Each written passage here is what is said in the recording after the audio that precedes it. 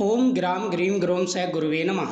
Hariom Sharma money tips YouTube channel पर आप सभी का स्वागत है। बृहस्पतिवार की व्रत कथा। प्राचीन समय की बात है, भारत में एक राजा राज्य करता था। वह बड़ा प्रतापी और दानी था। वह नित्य प्रति मंदिर में भगवान के दर्शन करने जाता। वह ब्राह्मण और गुरु की सेवा किया करता था। उसके द्वार से कोई भी याचक निराश होकर नहीं लौटता था। वह प्रत्येक गुरुवार को व्रत रखता एवं पूजन करता था। हर दिन गरीबों की सहायता करता, परंतु ये बातें उसकी रानी को अच्छी नहीं लगती थी। वह ना व्रत करती और ना किसी को एक पैसा दान में देती। वह राजा से भी ऐसा करने के लिए मना किया करती थी। एक समय की बात है, राजा शिकार खेलने वन को गए हुए थे। घर पर रानी और दासी थी। उस समय गुरु बृहस्पति साधु का रूप धारण करके राजा के दरवाजे पर भिक्षा मांगने के लिए आए। साधु ने रानी से भिक्षा मांगी तो वह कहने लगी, है साधु महाराज, मैं इस दान और पुण्य से तंग आ गई हूँ। इस कार्य के लिए तो मेरे पति देवी बहुत हैं। अब आप ऐसा उपाय बताइए, ऐसी कृपा करिए जिससे सारा धन नष्ट हो जाए। साधु रूपी बृहस्पति देव ने कहा, हे देवी, तुम तो बड़ी विचित्र हो। संतान और धन से कोई दुखी नहीं होता है, इसको सभी चाहते हैं। पापी भी पुत्र और धन की इच्छा करता है। अगर तुम्हारे पास अधिक धन है तो भूखों के लिए भोजन कराओ, मनुष्यों को आप वस्त्र आदि बांटो, ब्राह्मणों को दान दो, धर्मशाला बनवाओ, कुआं, तालाब, बावड़ी, बाग, बगीचे आदि का निर्माण कराओ तथा निर्धनों की कुंवारी कन्याओं का विवाह कराओ। साथ ही यज्ञ आदि करो। इस प्रकार के कर्मों से आपके कुल का और आपका नाम परलोक में सार्थक होगा एवं तुम्हें स्वर्ग की प्राप्ति होगी। परंतु रानी साधु की इन बातों से खुश नहीं हुई। उसने कहा, साधु महाराज, मुझे ऐसे धन की आवश्यकता नहीं जिसको मैं अन्य लोगों को दान देती फिरूं तथा जिसको रखने और संभालने में मेरा समय नष्ट हो। साधु ने कहा, हे देवी, यदि तुम्हारी ऐसी इच्छा है तो जैसा मैं तुम्हें बताता हूँ वैसा करना। बृहस्पतिवार के दिन घर आंगन को गोबर से लीपना, अपने केशों को पीली मिट्टी से धोना, केशों को धोते समय स्नान करना, राजा से कहना कि वह हजामत अवश्य बनाए, भोजन में मांस मदिरा खाना, कपड़े धोबी के यहाँ धुल देना। इस प्रकार 7 बृहस्पतिवार करने से तुम्हारा सारा धन नष्ट हो जाएगा। यह कहकर साधु महाराज रूपी बृहस्पति देव अंतर ध्यान हो गए। रानी ने साधु के कहे अनुसार 7 बृहस्पतिवार वैसा ही करने का संकल्प किया। साधु के बताए अनुसार कार्य करते हुए केवल 3 बृहस्पतिवार ही बीते थे, उनका सबंध धन नष्ट हो गया, यानी सारा धन नष्ट हो गया। भोजन के लिए दोनों समय परिवार तरसने लगा, संसारिक भोगों से दुखी रहने लगा। तब राजा रानी से कहने लगा, ही रानी, पता नहीं तुमने कौन सी गलती कर दी है जिसकी वजह से हमारा सारा धन नष्ट हो गया है। राजा ने रानी से कहा, हे रानी, तुम यहाँ पर रहो, मैं दूसरे देश जाता हूँ, वहाँ कुछ कार्य आदि करूँगा, शायद हमारे दिन अच्छे हो जाएं। रानी ने कहा, ठीक है महाराज। वह राजा वहाँ से चल देता है और एक जंगल में पहुँचता है। जंगल में जाकर के वह लकड़ी काटता है और उसे बेच कर के अपना गुजारा करता है। इधर राजा के बिना रानी और दासी दुखी रहने लगे। किसी दिन भोजन मिलता, किसी दिन बिन जल पी कर के रह जाते। एक समय रानी और दासियों को 7 दिन बिना भोजन के व्यतीत हो गए थे। इस प्रकार 7 दिन बिना भोजन के व्यतीत हो गए तो रानी ने दासी से कहा, दासी, यहाँ पास के नगर में मेरी बहन रहती है, वह बहुत बड़ी धनवान है, तू उसके पास जा और वहाँ से 5 सेर बेजर मांग कर ले आ, जिससे कुछ समय के लिए तो गुजर हो जाएगी। दासी की रानी की बात सुनकर के रानी की बहन के पास गई। रानी की बहन उस समय पूजा कर रही थी क्योंकि उस दिन बृहस्पतिवार था। दासी ने रानी की बहन से कहा, हे रानी, मुझे आपकी बहन ने भेजा है, मुझे 5 सेर बेजर दे दो। दासी ने कई बार कहा, परंतु रानी की बहन ने कोई उत्तर नहीं दिया, क्योंकि बृहस्पतिवार की पूजा में ना तो बोलते हैं और ना ही बीच में से उठते हैं, इस बात का ध्यान रखा जाता है। जब दासी को रानी की बहन से कोई उत्तर नहीं मिला तो वह बहुत दुखी हुई, उसे क्रोध भी आया। वह लौट कर के रानी से बोली, हे रानी, आपकी बहन बहुत बड़ी घमंडी है, वह छोटे लोगों से बात नहीं करती। मैंने उससे कहा तो उसने कोई उत्तर नहीं दिया। मैं वापस चली आई। रानी बोली, हे दासी, इसमें उसका कोई दोष नहीं है। जब बुरे दिन आते हैं तब कोई सहारा नहीं देता। अच्छे बुरे का पता विपत्ति में लगता है। जो ईश्वर की इच्छा होगी वही होगा, ये हमारे भाग्य का दोष है। उधर रानी की बहन ने सोचा कि मेरी बहन की दासी आई थी, परंतु मैं उससे नहीं बोली, इससे वह दुखी हुई होगी। अतः कथा सुन और विष्णु भगवान का पूजन समाप्त कर वह अपनी बहन के घर आई और कहने लगी, हे बहन, मैं बृहस्पतिवार का व्रत कर रही थी, तुम्हारी दासी आई घर आई, परंतु जब तक कथा होती है तब तक ना उठते हैं और ना बोलते हैं। कहो दासी को किस लिए भेजा था? उन्होंने कहा, बहन, आपसे कोई बात छुपी नहीं है, मैंने दासी को बेजल लेने के लिए भेजा था। रानी की बहन बोली, बहन देखो, बृहस्पति भगवान सबकी मनोकामना पूरी करते हैं, शायद आपके घर में कुछ रखा हो, जा कर के देखी। उन्होंने कहा, बहन, हमने सब कुछ देख लिया है, हमारे घर में कुछ भी नहीं है। मन नहीं, आप जा कर के देखो, इससे पता चलेगा बृहस्पति देव की महिमा का। दासी घर के अंदर गई, उसे वहाँ एक बेजर का भरा हुआ घड़ा मिला। यह देख करके वो आश्चर्यचकित हो गई, क्योंकि उसने तो सारे बर्तन देख लिए थे।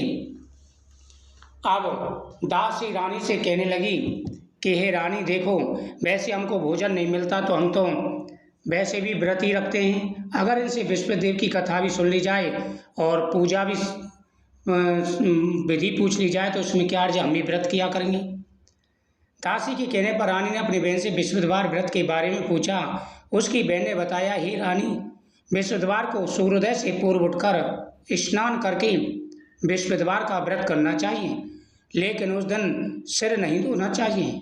बृहस्पतिवार के व्रत में चने की दाल और मुनक्के से विष्णु भगवान का केले के वृक्ष की जड़ में पूजन करें तथा दीपक जलाएं। उस दिन एक ही समय भोजन करें। भोजन पीले खाद्य पदार्थों का करें और कथा सुनें। इस प्रकार करने से गुरु भगवान प्रसन्न होते हैं, अन्न पुत्र धन देते हैं और मनोकामना पूरी करते हैं। रानी और दासी दोनों ने निश्चय किया वे बृहस्पतिवार का पूजन जरूर करेंगी। 7 दिन बाद जब बृहस्पतिवार आया तो उन्होंने व्रत रखा। गुड़साल में जाकर चना और गुड़बीन लाई तथा उसकी दाल से केले की जड़ में विष्णु भगवान का पूजन किया। अब पीला भोजन कहाँ से आवे, यह चिंता उनको सताने लगी। बृहस्पति भगवान ने जब उनकी आस्था देखी तो प्रसन्न हुए। 2 थालों में पीला भोजन लेकर के दासी से बोले, हे दासी, ये लो, तुम्हारे लिए और रानी के लिए भोजन है, ये तुम कर लेना। दासी भोजन पाकर बड़ी प्रसन्न हुई और रानी से कहने लगी, हे रानी, आप भोजन कर लो। रानी को कुछ पता नहीं था। रानी ने कहा, तुम ही भोजन कर लो। दासी ने कहा कि नहीं, आपके लिए भी है। एक साधु 2 थालों में पीला भोजन दे गई। रानी और दासी ने भोजन किया और बहुत बहुत भगवान का धन्यवाद किया। उसके बाद से वे प्रत्येक बृहस्पतिवार को भगवान का पूजन करने लगे। उसके बाद उनके पास भरपूर धन हो गया, परंतु रानी फिर आलस करने लगी। तो दासी कहने लगी, देखो रानी, तुम पहले भी आलस करती थी, धन रखने में कष्ट होता था, इस वजह से हमें कई प्रकार की कठिनाइयों का सामना करना पड़ा। अब तुम इस धन को अच्छे कार्यों में लगाओ, पूजा पाठ कराओ, यज्ञ अनुष्ठान कराओ, धर्मशाला खुलवाओ, कुंवारी कन्याओं का विवाह करवाओ। रानी ने ऐसे ही कार्य करने प्रारंभ कर दिए, जिसके बाद उनके घर में भरपूर धन आया और रानी का चारों तरफ यश फैलने लगा। एक दिन रानी और दासी आपस में विचार करने लगी, ना जाने राजा किस दशा में होंगे, उनकी कोई खोज खबर नहीं है। गुरु भगवान से उन्होंने प्रार्थना की और भगवान ने रात्रि में राजा को सपने कहा, हे राजन, उठ, तेरी रानी तुझे याद करती है, अब अपने देश को लौट जा। राजा प्रातः काल उठकर जंगल से लकड़ियां काट कर लाने के लिए जंगल की ओर चल पड़ा। जंगल से गुजरते हुए वह सोचने लगा, रानी की गलती से कितने दुख भोगे, राजपाट छोड़कर जंगल में आकर रहना पड़ा। वैसी प्रकार सोच रहा था, तभी वहाँ पर बृहस्पति देव आए और कहने लगे, हे लकड़हारे, किस चिंता में बैठा है, क्या सोच रहा है? उन्होंने कहा, महाराज, आप तो सब कुछ जानते हैं, मैं क्या कहूँ। आपने दुख भरी कहानी साधु महाराज को बता दी। साधु ने कहा, हे राजन, तुम किसी प्रकार की चिंता मत करो, तुम्हारी पत्नी ने बृहस्पति देव भगवान का निरादर किया था, जिसके कारण तुम्हें दुख प्राप्त हुआ, लेकिन अब उसने पूजा करना प्रारंभ कर दिया है, तुम भी पूजा करो, तुम्हारे सारे कष्ट दूर हो जाएंगे। राजा ने कहा कि हे गुरुदेव, मैं पूजा तो कर लूँगा, लेकिन कौन सी कथा कहूँ और व्रत कैसे रखूँ, मेरे पास तो कुछ भी नहीं है, धन इतना मिलता नहीं है, बड़ी मुश्किल से गुजारा होता है। साधु ने कहा, हे राजन, तुम किसी प्रकार की चिंता मत करो। बृहस्पतिवार का दिन तुम रोजाना की तरह लकड़ियाँ लेकर शहर को जाओ। तुम्हें रोज से दूना धन प्राप्त होगा, जिससे तुम भली भांति भोजन कर लोगे तथा बृहस्पति देव की पूजा का सामान भी आ जाएगा। और बृहस्पति देव की कथा इस प्रकार से है। प्राचीन समय की बात है, एक निर्धन ब्राह्मण था। उसकी कोई संतान नहीं थी। वह नित्य पूजा करता, परंतु उसकी स्त्री बहुत मलिनता के साथ रहती। वह ना स्नान करती और ना ही किसी देवता का पूजन करती थी। प्रातःकाल उठते ही सर्वप्रथम भोजन करती, बाद में कोई अन्य कार्य करती। ब्राह्मण देवता बड़े दुखी रहते थे। पत्नी को बहुत समझाते, किंतु उसका कोई परिणाम न निकला। भगवान की कृपा से एक समय वह उस ब्राह्मण की पत्नी गर्भवती हुई और उसने 10वें महीने में सुंदर कन्या को जन्म दिया। निर्धन ब्राह्मण कन्या के जन्म से बहुत ही खुश हुआ। धीरे धीरे ब्राह्मण की कन्या बड़ी होने लगी। बड़ी होकर के वह विष्णु भगवान का पूजन करने लगी। वह पाठशाला जाती तो रास्ते में जौ के दाने डालती हुई जाती, क्योंकि जब तक ये जौ स्वर्ण के हो जाते उनको लौटते समय बीन कर ले आती। एक दिन बालिका सूप में सोने के जौ को फटक कर साफ कर रही थी। उसके पिता ने देख लिया। कहा, बेटी, सोने के जौ को फटकने के लिए सोने का सूप होना चाहिए। दूसरे दिन गुरुवार था। कन्या ने व्रत रखा। बृहस्पति देव से प्रार्थना करके कहा कि प्रभु, मैंने आपकी पूजा सच्चे मन से की है, तो मेरे लिए सोने के सूप दे दो। बृहस्पति देव ने उसकी प्रार्थना स्वीकार कर ली। वह रोजाना की तरह आ रही थी। रास्ते में सोने का सूप मिले, उससे जौ साफ करने लगी। उसकी माँ का वही डंगरा। एक दिन की बात है, कन्या सूप में सोने के जौ को फटक के साफ कर रही थी। शहर का राजपुत्र वहाँ होकर निकला। कन्या के रूप और रंग को देखकर मोहित हो गया। खटपाटी लेकर के लौट गया। जब राजा को पता चला तो राजा बोला कि बेटा, तुम्हें किस बात का कष्ट है? उन्होंने कहा, मुझे किसी बात का दुख नहीं है, कष्ट नहीं है, लेकिन मैं उस लड़की से विवाह करना चाहता हूँ जो सोने के सूप में सोने के जौ को फटक के साफ कर रही थी। यह सुन के राजा अचानक पड़ गया। बोला, हे बेटा, इस तरह की कन्या का पता तुम ही लगाओ, मैं उसके साथ तुम्हारा विवाह कर दूंगा। राजकुमार ने ब्राह्मण के घर का पता बतलाया। ब्राह्मण के घर मंत्री गए और ब्राह्मण को सारा हाल बताया, तो ब्राह्मण ने अपनी कन्या का विवाह राजकुमार के साथ कर दिया। धीरे धीरे समय व्यतीत होने लगा। ब्राह्मण के घर से कन्या के जाते ही घर में दरिद्रता का वास दोबारा से हो गया। दुखी होकर के ब्राह्मण अपनी कन्या के यहाँ गया और कहने लगा कि बेटी, बड़ी दुखी अवस्था है, इस समय खाने के लिए भी अन्न नहीं है। बहुत धन देकर उसने अपने पिता को विदा किया। कुछ समय तो उसका सुखपूर्वक व्यतीत हुआ, फिर वही हाल हो गया। उसके बाद में फिर वो अपनी कन्या के यहाँ गया तो कन्या बोली कि पिताजी, आप चिंता मत करो, आपको मैं ऐसी विधि बताऊंगी जिससे गरीबी दूर हो जाएगी। आप माताजी को लेकर के यहाँ आ जाइए। ब्राह्मण अपनी पत्नी को लेकर के पुत्री के पास गया और पुत्री माँ को समझाने लगी कि माँ, प्रातः उठकर विष्णु भगवान का पूजन करना, सारी दरिद्रता दूर हो जाएगी। परंतु उसने एक भी बात नहीं मानी और अपनी पुत्री की बच्चों को झूठन को खा लिया। पुत्री को गुस्सा आया, उसे कोठरी में बंद कर दिया। बृहस्पतिवार के दिन उसे निकाला, स्नान आदि पाठ कराया तो भगवान की कृपा से सब कुछ ठीक हो गया। उसकी बुद्धि पवित्र हो गई, वो भी धनवान और पुत्रवान हो गई। इस बृहस्पतिवार की कथा का श्रवण करने से हर मनोकामना पूरी हो जाती है। लकड़हारे बने राजा ने उस साधु से बृहस्पतिवार की यह कथा सुनी। बृहस्पतिवार का व्रत करके भगवान विष्णु की पूजा की। उस दिन से उसके सभी कलेश दूर हो गए। लेकिन अगले बृहस्पतिवार को काम काज में अधिक व्यस्त होने के कारण उसने विष्णु भगवान का पूजन नहीं किया। भगवान बृहस्पति देव ने लकड़हारे को भूल सुधारने के लिए, उसको सजा देने के लिए कि वहाँ पर एक लीला रची। उस दिन नगर के राजा ने घोषणा कर दी कि सभी को सूचित कर दिया, प्रत्येक नगरवासी मेरे यहाँ भोजन करने आवे। इस आज्ञा को जो न मानेगा उसको फांसी की सजा दी जाएगी। नगर में चारों तरफ लोग राजा के यहाँ भोजन कर रहे थे। राजा के यहाँ भोजन करते और राजा से दक्षिणा पाते बड़े प्रसन्न थे। लकड़हारा कुछ देर से पहुंचा, इसलिए राजा उसको अपने साथ ले गया और ले जा करके उसे कमरे में भोजन करा रहे थे। तभी वहाँ पर देखते हैं कि खूंटी पर लटका हुआ हार, खूंटी निगल रही है। राजा ये देख करके बड़ा अचंभित हुआ। जब राजा ने खूंटी पर लटका हुआ हार नहीं देखा तो उस लकड़हारे को जेल में डाल दिया। और जेल में पड़ा लकड़हारा दुखी होकर विचार करने लगा, ना जाने कौन से पूर्व जन्म कर्म से मेरे फिर दुख प्राप्त हुआ है। साधु को याद करने लगा था तो साधु कहने लगा कि हे राजन, तुमने विष्णु भगवान का व्रत नहीं किया, उनका निरादर किया है, जिस कारण तुझे ये दुख सहना पड़ा। राजा ने क्षमा याचना की और फिर उसके बाद में वह विष्णु भगवान का पूजन कर प्रार्थना करने लगा। तभी रात को विष्णु भगवान ने राजा को दर्शन देकर कहा, हे राजन, जिस राजा लकड़हारे को तुमने बंदी बना रखा है वो निर्दोष है, वह राजा है, उसे छोड़ देना, तुम्हारा हार उसी खूंटी पर लटका हुआ मिलेगा।